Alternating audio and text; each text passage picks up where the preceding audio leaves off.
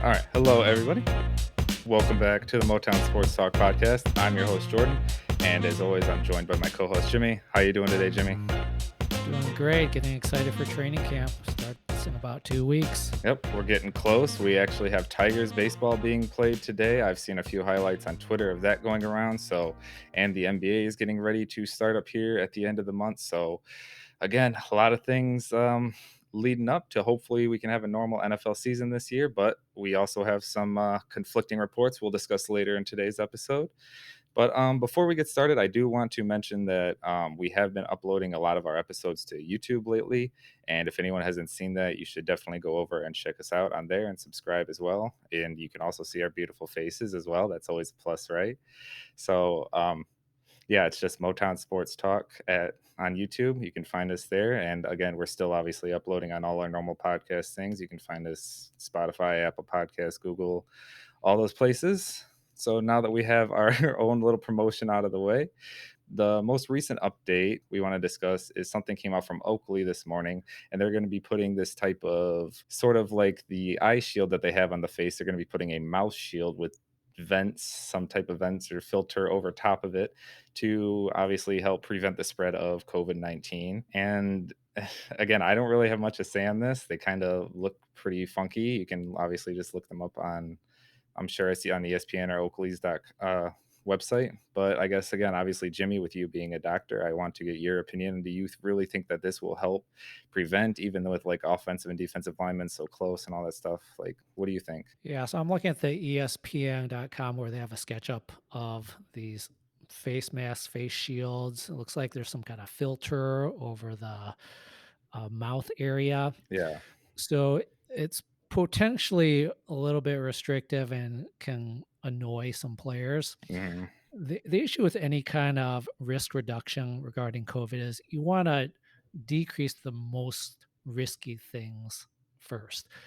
The question is, how much risk are players actually in on game day during this 3 hour game where they're each play only takes a few seconds and they're very close to each other, but there's not that much interaction. Plus, these stadiums, a lot of them are outdoors and open air, so there's really good ventilation. Even the Hmm. indoor stadiums, there's a lot of air Yeah. around. So, is this really significantly riskier than a practice session or what players are doing in their home lives, just having parties or getting together, going to restaurants, things Yeah. like that?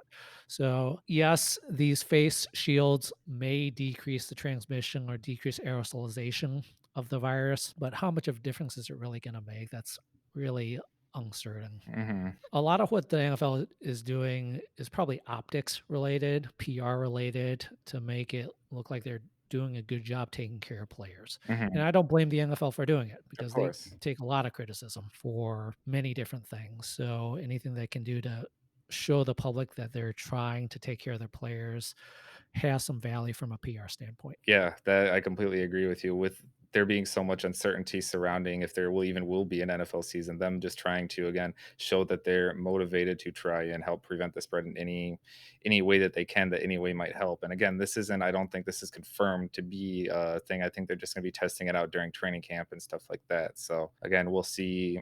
Maybe they'll come out with another type of mask, or someone else, another company might come up with something that's a little bit more breathable, or so a little bit competition to the face masks, I guess. So players might have a little bit more options instead of just opposed to the one face mask. Yeah, it would be nice to have more options come to the forefront because you see players that are in different camps. Some want more protection, some don't want that protection. They don't want any inhibitions on their play. So you got a lot of different opinions and perspectives from the 1,600 or so players that are out there. Yeah, exactly. Next up, we're going to discuss my weekly article that I do for the Sideline Report. Last week, I discussed the broken relationship that we have between Calvin Johnson and the Detroit Lions, that I'm sure many fans are well aware about. But a lot of fans aren't exactly sure why and the actual reason. They just know that the Lions asked for some money back after he retired from his signing bonus. Obviously, from a fan standpoint, you think that would be wrong. Of course, you'd think that the team should just let him keep what is it, just a few $1 million and blah blah blah, that the team makes so much. Again, the fans don't exactly see into everything that's happened. And again, I kind of discuss a few other reasons that Calvin himself has expressed his unpleasantness, I guess, with the team. I guess, what are your initial thoughts on the whole Calvin Johnson problem? Yeah, so I want to get a little technical into the whole signing bonus recuperation issue Mhm. and explore it from both the team's perspective as well as Calvin's perspective. Yeah. So, back in 2016, when he retired, Calvin contractually owed $3.2 million dollars of the signing bonus. That's in the contract. There's really no question about it. Yeah. He owes that money. Somehow they decided to settle on $1 million. Dollars. So, I'm going to get into exactly why they settled on that amount. So the team perspective is that they want that $3.2 million dollars back because it counts directly towards the salary cap. It Mhm. allows them to sign other players or extend current players. So it's not like the team's being selfish. It's not like Martha Ford is taking the money, putting it in her pocket, and going out and buying a yacht. Mhm. It's not like Bob Quinn is pocketing that money. They're using that money to pay other players who are actually playing. Mhm. So it's not a selfish thing on the team's part to want that money back. Mhm.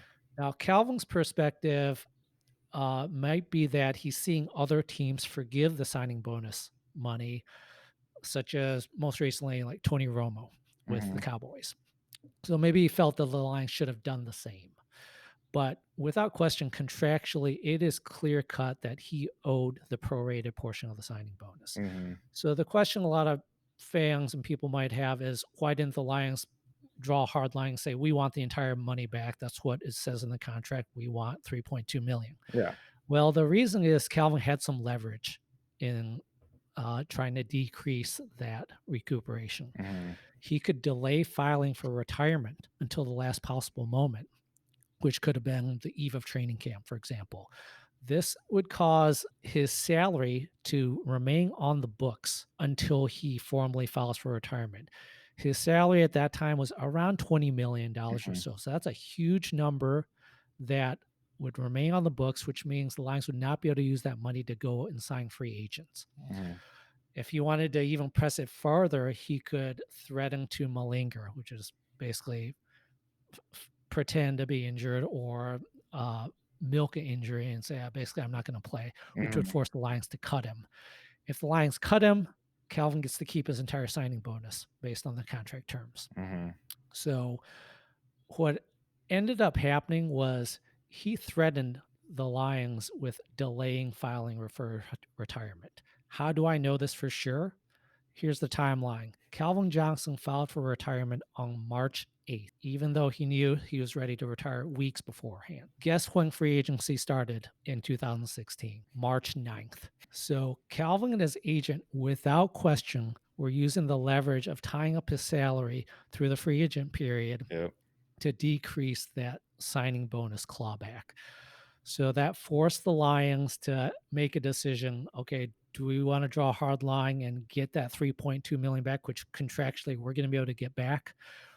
But that's going to mean Calvin's going to potentially play his leverage and not retire for many months and screw up our whole free agency plans. Mhm. So that's why they ended up settling on $1 million. dollars. I don't see how Calvin has a good argument for being upset with the team here because it is clear in his contract he owes the money.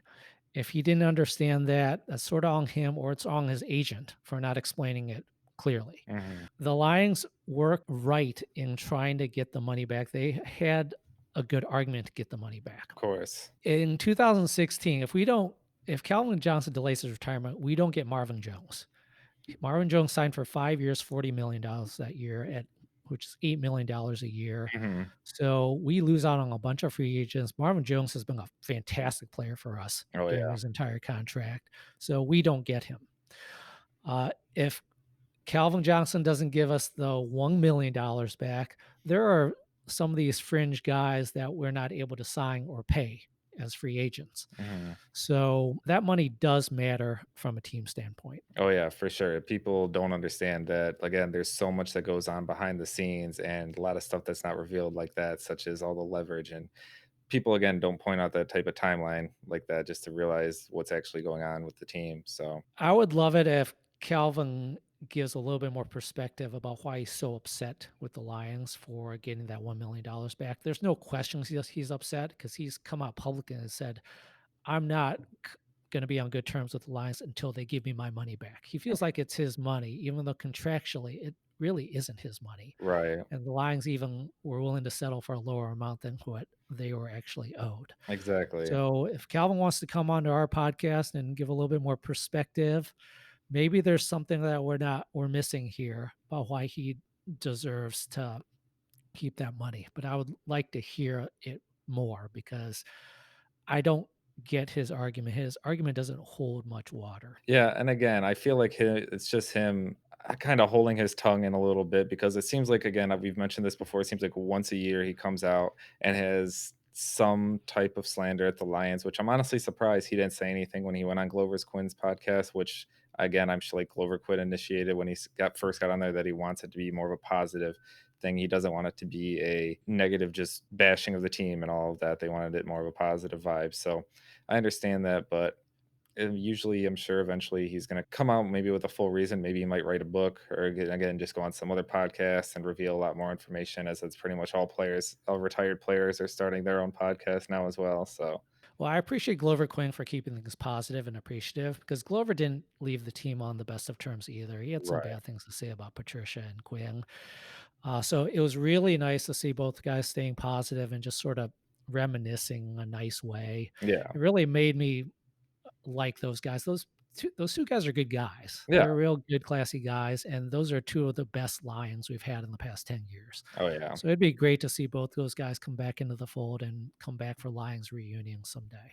Yeah. Like I said, that's why I feel like Calvin Johnson's so nice of a guy that he's not just going to come out and give his full disgruntlement with the team or his full reasonings for his disagreement with them. But Yeah, my hope is that with Sheila Fordham taking over the team, maybe it allows her to serve as a bridge to get Calvin back into the fold and back on good terms with the team. yeah, but That's my hope anyway, but Calvin definitely is still very upset with the team for requesting that signing bonus money back. yeah.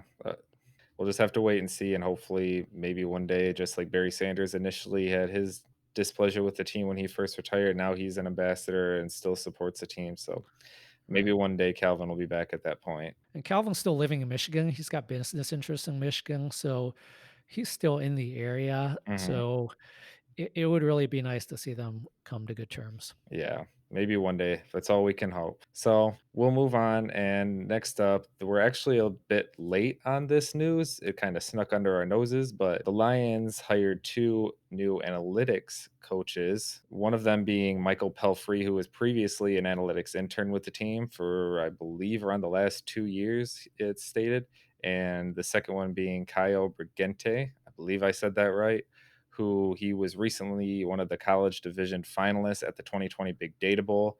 And he also created the fan boo meter at this recent draft in 2020. Again, not exactly huge news, but this is kind of important considering that some teams, we've all seen it with baseball, we've seen it with NBA as well, that a lot of these teams are hiring these analytics people who study way more than just like financial contracts and stuff. Because that's, I believe, when fans hear analytics, they think financial aspects and they're just controlling money, but really they're looking at more things such as third down percentages and how often to go on fourth down or how often to kick it from a certain distance or in this type of weather, and just thousands of random percentages and different things. And that's what they determine and kind of relay to coaches and staff on how to maybe game plan in certain aspects of the team. Like most recently, we've seen the Ravens, who they hired two or I believe three analytics people last year. And again, I mean, we know that there was a lot of talent on that team. So that has to do.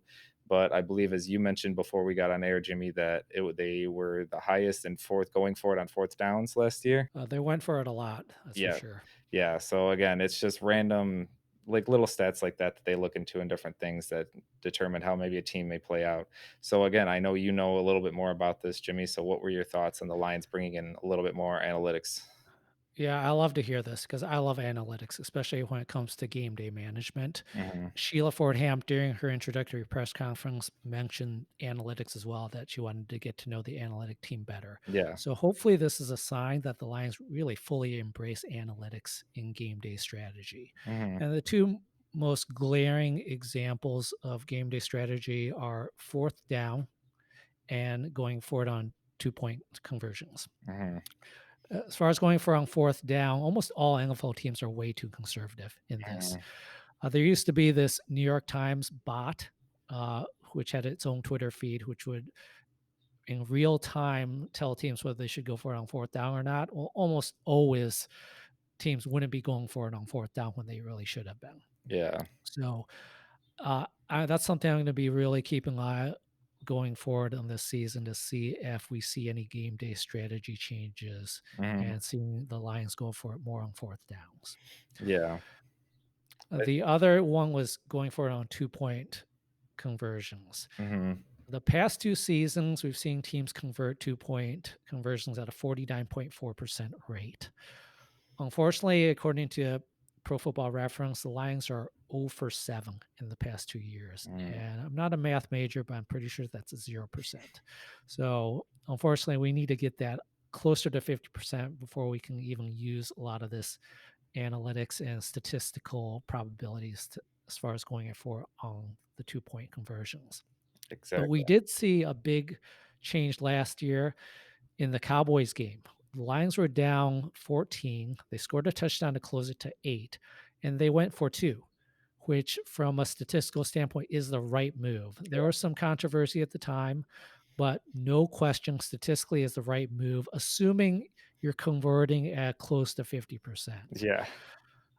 which unfortunately the Lions are not. That the Lions weren't groundbreaking in that standpoint, though. There were multiple teams that went for it when they went for 2 points when they were down by 8. Yeah. So this is starting to be a trend in the NFL that teams are starting to really understand statistics and math probabilities more and doing the right thing as far Hmm. as going for two.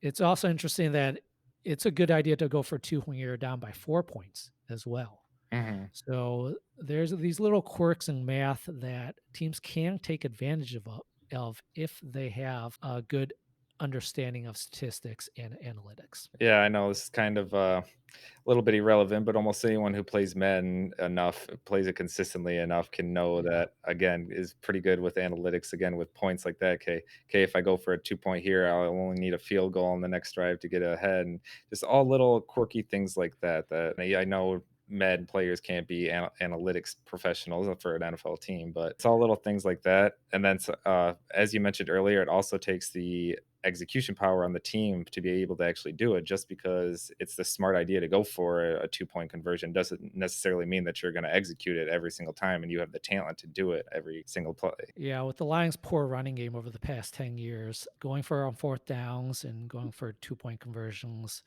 might not be the best idea because they're so bad at short yardage conversions. Hmm. But hopefully, with DeAndre Swift and Kerryon Johnson and this real strong emphasis by Bob Quinn on the running game, maybe that'll improve. Hmm. Again, we'll just have to wait and see. That's all we say every episode, but hopefully these new analytics coaches will help put a big improvement on the team. If anything, I think we'll see more of and as you mentioned on offense, we're going to see more of a change on offense than on defense. I mean, obviously we got a new defensive coordinator, which we discussed last episode, so we're already going to see a lot of changes, more blitz schemes possibly in our defense. But I think that these analytics guys are going to help more with the offense and how often they go for it or what type of play or how many personnel they run against certain types of defense, all that type of stuff is more or less what they're going to be going for. So the next thing on the list for today is the extremely ridiculous contract that Patrick Mahomes has received. He basically got a 10-year extension, which is going to begin after his rookie contract expires, obviously in 2 years.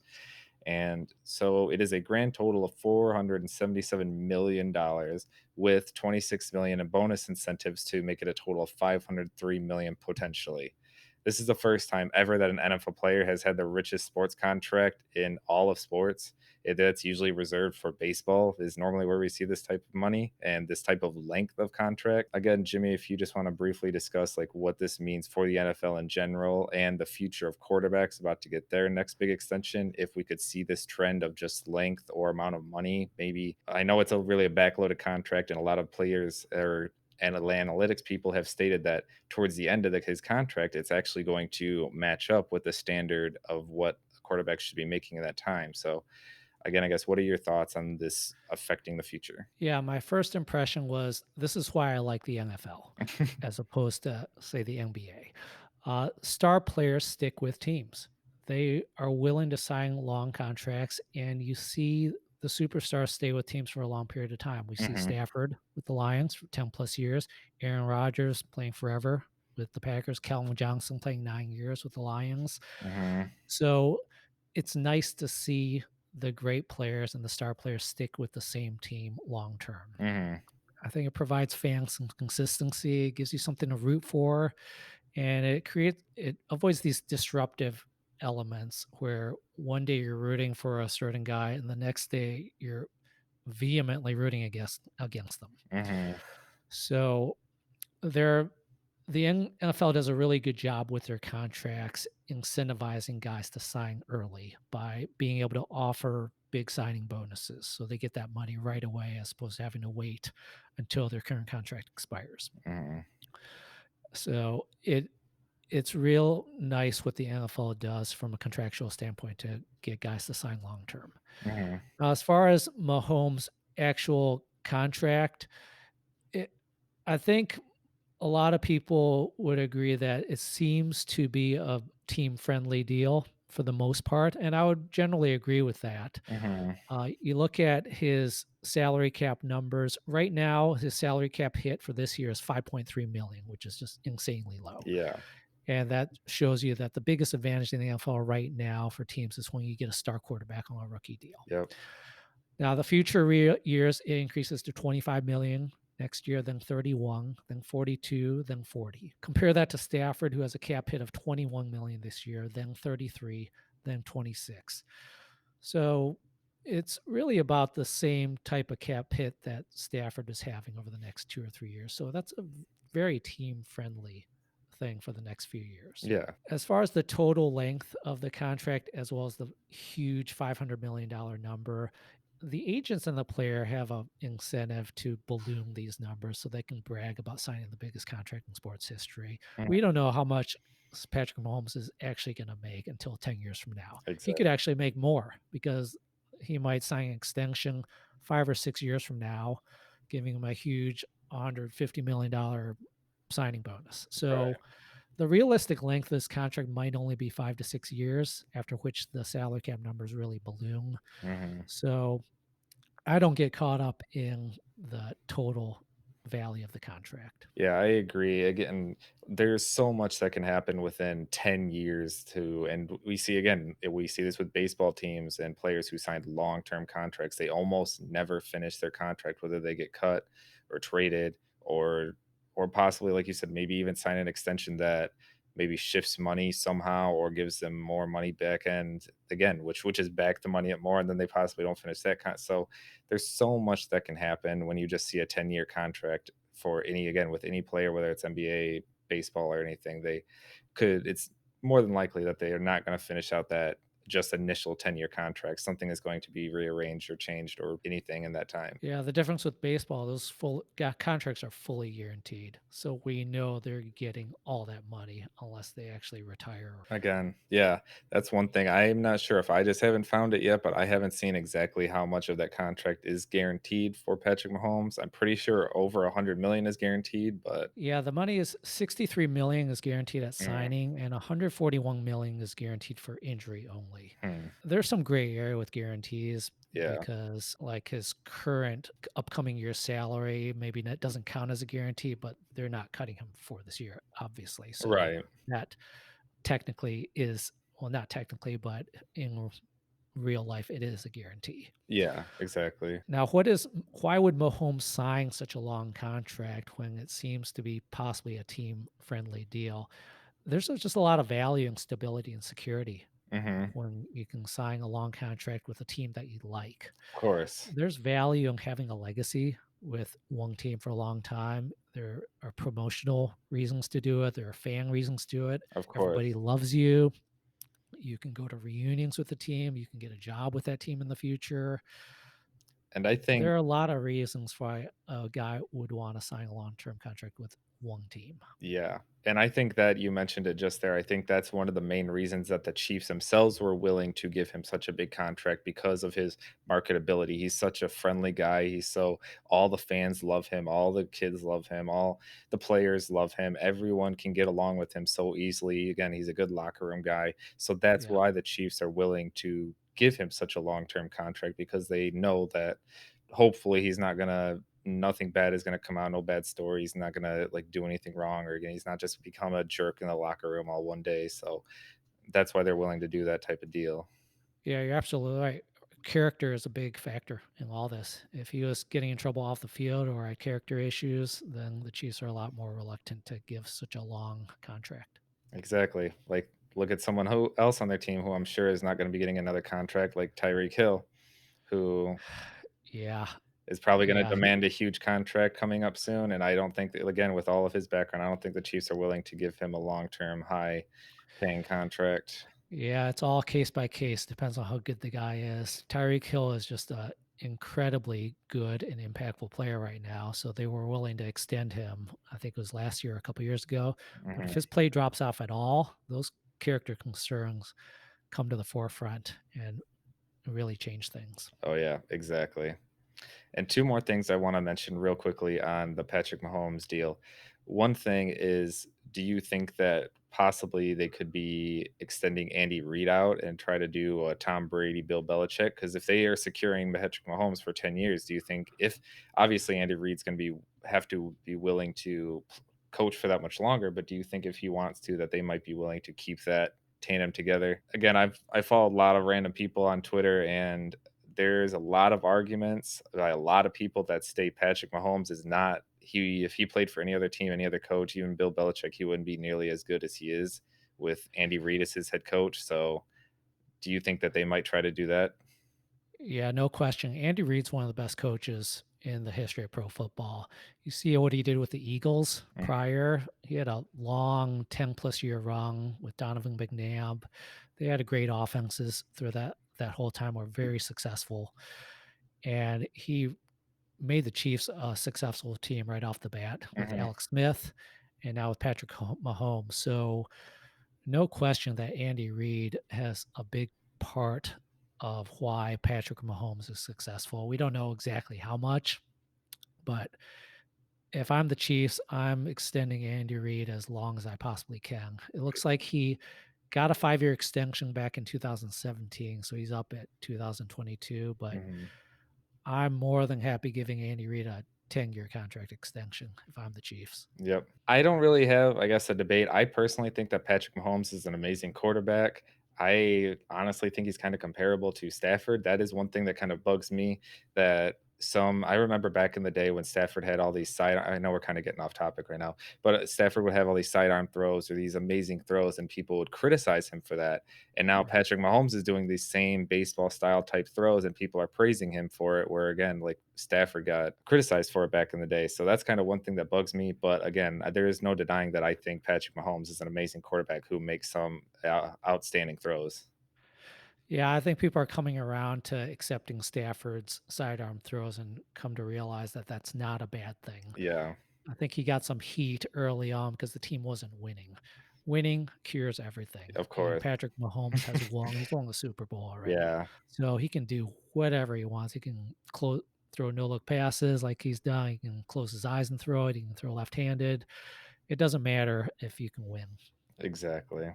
My last question for you about the Patrick Mahomes contract is how do you think this is going to affect, again, future quarterbacks? Like I know Dak Prescott just recently signed his franchise tender and he's going to be up for contract next year. Do you think they're going to be willing to give a 7, 8, 10-year contract to someone like Dak Prescott? Or like maybe in Lamar Jackson, who's going to be up in a couple years? Do you think they or the Ravens are willing to give him maybe like a 10-year type deal? Do you think this is going to be the new norm in the NFL, or do you think this is just maybe a one, maybe a two-time deal? Well, first of all, nobody can compare themselves to Mahomes because he's the number one guy. Hmm. So that's the ceiling for whatever other quarterbacks can make.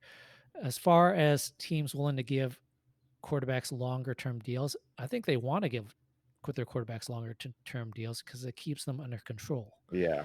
And teams have the ability to cut the quarterback if things aren't working out. So the Cowboys do want to give Prescott a longer term deal. It's the player who wants the shorter term deal, which allows them to come up for free agency and give them more leverage Yep. earlier rather than later. Yeah. So again, like I say all the time, I guess we'll just have to wait and see. If I had to again, if I had to compare the two that I said between Lamar Jackson or Dak Prescott, I don't see Dak Prescott getting that type of long-term deal, especially with the Cowboys. I don't see them giving him that type of long-term extension.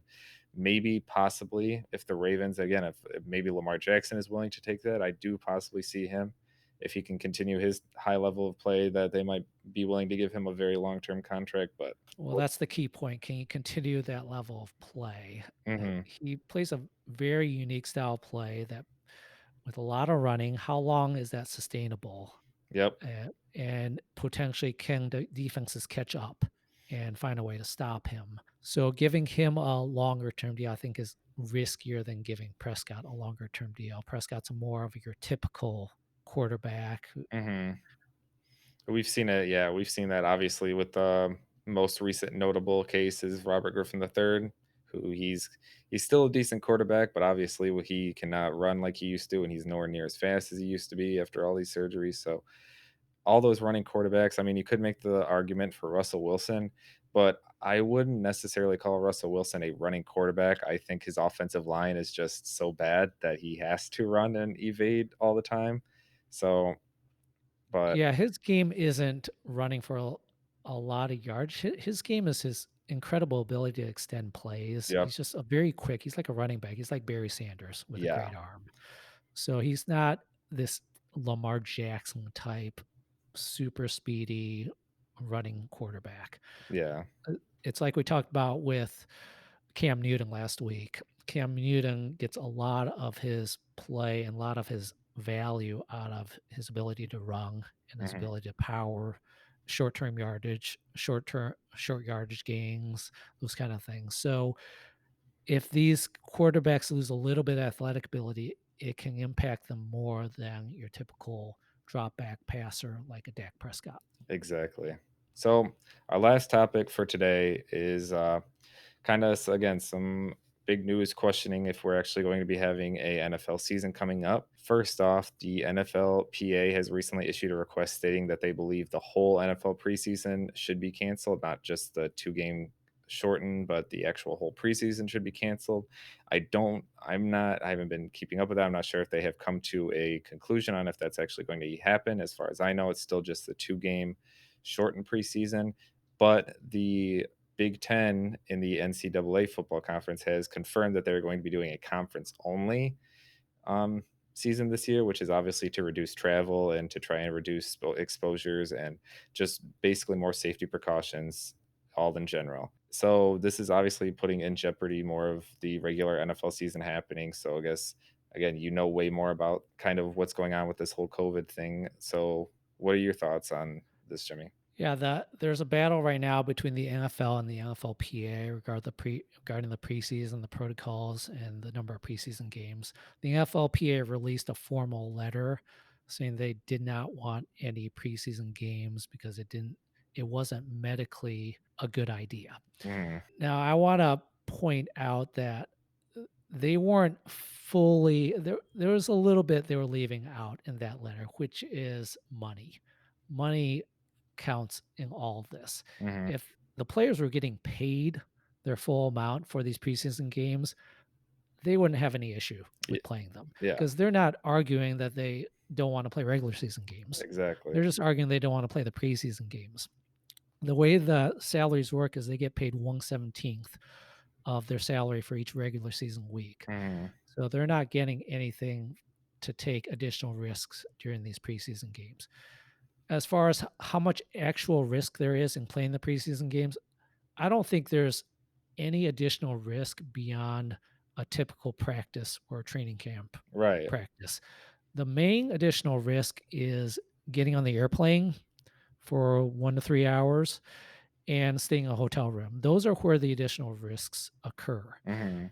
The NFL could do something to help decrease those risks by having teams play games that are closer to them to Mhm. decrease the travel time, the airplane time.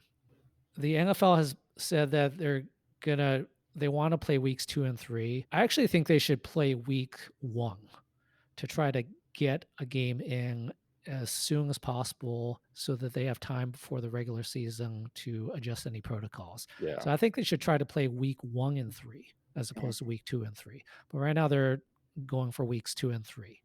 Now, as far as the lying schedule for weeks 2 and 3, they're home against the Jets in week 2 and then away against the Dolphins in week 3. Both of those games involve significant travel distance Mhm. on the airplane. It'd be better if the NFL could change the schedule so that the Lions played the Bills, Browns, or Bengals, which would be a much shorter plane trip Yeah. and decrease medical concerns. Mhm. So, again, if medical justification was the criteria for the players, well, there's no justification for even playing regular season games. So, as I said, it all comes down to money, Yep. and that's where the battle is being waged, and that's where the players might be trying to get some leverage and maybe asking for hazard pay or more money to play these preseason games. Yeah. Exactly. Which I think they are completely justified, which that's a whole nother topic. And they're talking about kind of moving money into some sort of escrow account and paying them later. And what I think it was 37 or 38%, somewhere around there, Yeah, somewhere around there. Yeah. that they're cutting their salaries by. So, But one thing that gives me hope in that the NFL and the NFLPA is going to work things out is there's one positive thing that happened this year. This year's been a disaster for many reasons, but one thing that was very positive was the NFL and the NFLPA were very peaceful in how they negotiated this new CBA, and they were able to get it done a full year ahead of schedule with minimal to no public bickering, like we've seen recently with the MLB. yeah. So it was remarkable that they were able to do that. Usually these kind of CBA discussions go down to the deadline or even past the deadline with Mhm. lockouts and strikes. The last CBA uh, discussion that happened 10 years ago was extremely acrimonious between DeMaurice Smith and Roger Goodell. Yeah. There was just fighting on public fighting all the time. So this year, the fact that there was none of that was a really good sign, and it makes me hopeful that the NFL and NFLPA can reach an agreement on how this coming season is going to play out, the protocols, the money, without too much public bickering. Yeah, that's the biggest thing. And again, I was for sure thought that we were going to go down to the wire and there was going to be a possible lockout or shortened season just because of the CBA, not let alone COVID. But yeah, so I guess again, we'll just have to, like I said, every time we'll have to wait and see, and we'll just have to play it by ear. Again, I do agree with you about how you think that we should kind of do week 1 instead of 2 and 3, and kind of again give it a little bit of a week space to see how it goes out, test the protocols, and then make an adjustment. Then go on to week 3 and maybe Right. again see how it goes. That seems more of a smarter plan than just doing 2 and 3 right back to back and giving more players exposure. Like you said, I feel like doing the travel and all that so quick week after week might be, but I don't know. Maybe their doctors supposedly know more than we do. Yeah. Well, everything is up in the air right now. There's That's so much that doctors don't know mhm. about this whole infectious disease thing. So this is why we do need these trial runs. We do need these dress rehearsals in the preseason so that the doctors and the medical professionals can figure out what worked and what didn't so they can Yeah, adjust it for the regular season. So get it started on week 1 so that the doctors can have some time to figure things out and change things if necessary. exactly. Also, let's just have a week 1 so we can have some NFL football as quickly as we can because it's been a long time and I'm gonna need some football here soon. I agree. We're all sort of craving it, getting a little antsy for it. Exactly. Again, with all this the whole NFL season being in jeopardy of not even happening, it's all just the moment I finally see some football being played, I think have a big sigh of relief. And back to your other point about the Big 10 football conference changing to a conference play only, they said there's potentially going to be a 10-game season max. That's what they're looking at right now. So the season could get delayed as far as the starting date, and it'll be interesting to see how this plays out. So we're already seeing some fallout Yeah. regarding COVID. Yeah, again, but I mean, as long as it's not canceled completely, I think I'll be okay. I do enjoy college football, not as much as I do NFL, obviously, but I feel like college football, I'll just turn on a random game and just kind of enjoy football for what it is without having to get so worked up watching the Lions games all the time. Yeah, it's sort of a nice appetizer on Saturday before the Sunday full meal happens. Exactly. Yeah, before I get all my emotions running through my Right. body and getting all mad at the every Sunday night going to bed, but Yeah.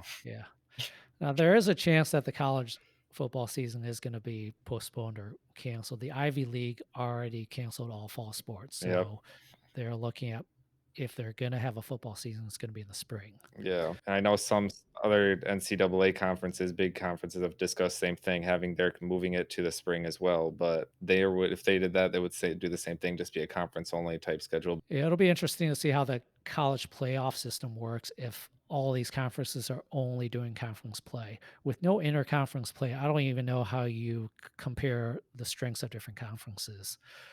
I don't Mhm. like it where the SEC just automatically is assumed that they're the best teams and best conference. Of course. It's not fair to the Big 10. And see, that was my again, this is a whole nother topic we're getting off debate, but that's my biggest problem with college football, and that's why I don't enjoy it as much as the NFL because the talent is so far spread out. Obviously, there's certain teams like Alabama, like whatever. Like there's certain teams that always have a good team and a lot of talent that they come, but every team usually has 1 to 2 star players or is really good in like Division 1 college football. So the talent level is much more spread out in college as opposed to like again sometimes I know this year we're not having interconference divisions, but sometimes you'll see a Division 1 play a low Division 2 or Division 3 opponent and they just slaughter them, and it's just like watching those games is just not even fun at that point. So that's why I think with any major sport I enjoy watching the talent level being somewhat similar in a professional league. Yeah, I agree. There's so much parity in the NFL. The talent level is so even. Every team has a chance. Yeah. Most teams are around that 8-8 range every year. So it's super exciting every year to see Mhm. how your team is going to do. Yeah, and even some of the worst teams, like, you can see, like, some of the worst teams in the NFL beat some of the best teams, like, most recently was it I think last year, 2 years ago, we saw the Dolphins, who were one of the worst teams in the league, beat the New They England beat the Patriots. Patriots last Yeah, year. yeah, Yep. so anything can happen in the NFL, like you said, there's so much talent on every NFL team that anything can happen. Yeah, you just look at the Lions season last year, we were leading almost every single game. Those are all coin flip games. Our record could have easily been 10-6. Oh, yep. It's just so much goes into the NFL and so many factors that play into a game, and certain just one play can affect an entire game. So I guess that's going to do it for us today. I want to thank everyone for tuning in, and we will see you again next time.